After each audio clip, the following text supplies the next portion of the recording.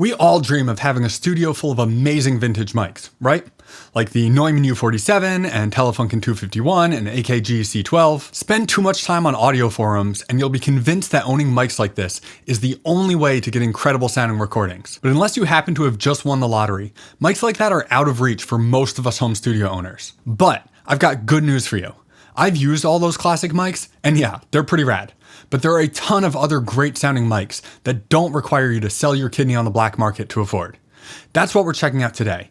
5 of my favorite mics under $500 that hit way above their price point. So diving right in, our first killer affordable mic is the SE8 from SE Electronics.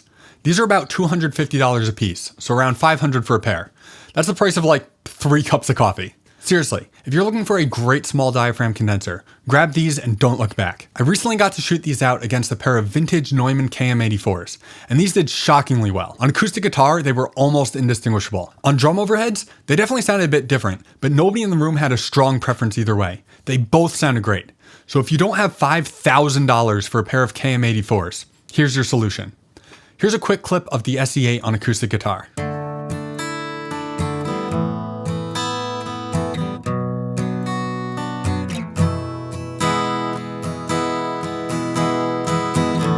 Next up, we've got the Warbler from 3U Audio. This is the Mark I, which is kind of their take on a U87, but they also have ones inspired by the 47, 251, C12, and I think a couple more. These aren't meant to be exact clones, just kinda sorta loosely inspired by the classics. I made a whole video on these mics that I'll link in the description if you want to check it out. But the long story short is the guy who makes the capsules for Warm Audio mics, and maybe ADK mics as well, I can't remember for sure on that one, but this is his own mic company. They're not available from Sweetwater or Guitar Center or whatever. You've just got to email the owner directly, but that ultimately keeps costs down quite a bit. When I bought these, they were just under $300 each. They might be a little bit more now, but still super affordable. And these are just solid workhorse mics. They're great on vocals, drum rooms and overheads, acoustic guitar, basically anywhere you want a thick, characterful sound with a pleasantly smooth top end and a bit of a mid-range push. Let's check out a quick vocal example through the Warbler. Oh, the tide's getting high, but I'm just not feeling right. In my mind it is time, but I'm just not sure of anything. I'm never sure of anything at all. And hey, if you're enjoying this video so far, be sure to subscribe for more videos like this one. But getting back to microphones, number 3 on our list is a mic that needs no introduction, the Shure SM57. It's like the mic for snare drums and electric guitars, but it sounds pretty solid on a lot of other sources too. I personally like them a bit more than 421s on toms. I've worked with a handful of famous engineers who have used them as room mics, and they've been used to record vocals on a ton of famous songs as well. It's not likely to be my first choice on most of those sources, but for 99 bucks, there's no reason not to have a few of these in your studio. I don't really need to give an audio example of the 57, right? Just go listen to any song and the snare and electric guitars were probably recorded with one. So we've covered a small diaphragm condenser, a large diaphragm condenser, and a dynamic mic.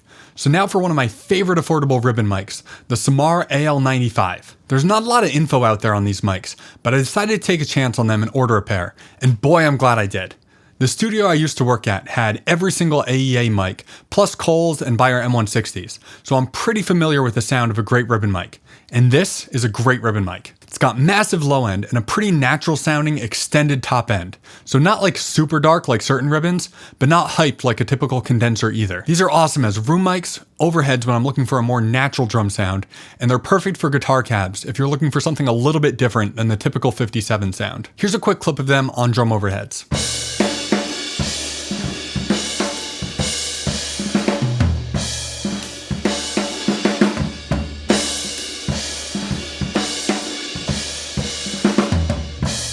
And before we get to the final mic on our list, I've got a couple of honorable mentions. The Lauten LA120 and LA220, and the Lewitt LCT 440.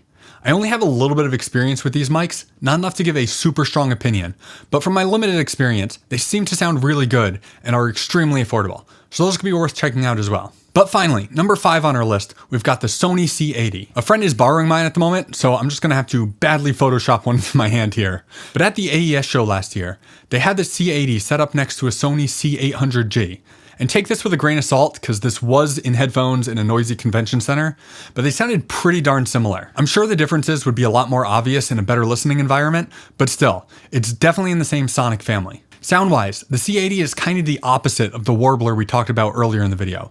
While that one was thick and warm and smooth, the C80 is crisp, hyper-detailed, and upfront. My first real test of this mic was on a session where we were tracking the music for Discovery Channel Shark Week. We used them to record grand piano, as well as a cellist playing her 1713 cello. Yeah, 1713. That blows my mind. Guitarists lose their minds over 1959 Les Pauls or 1951 Telecasters. This cello is over 300 years old. Crazy. But anyway, the C80 did an amazing job, capturing tons of detail and clarity. But these aren't just for cello. The C800G is one of the most popular vocal mics in the hip-hop and R&B world. So if you're looking for that super crisp, upfront sound on a budget, I think the C80 would fit the bill perfectly.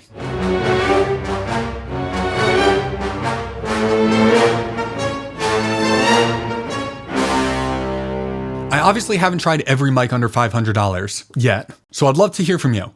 Let me know in the comments which mics you would add to this list. And if you want to try any of these mics out for yourself, I'll put links to them all in the description down below.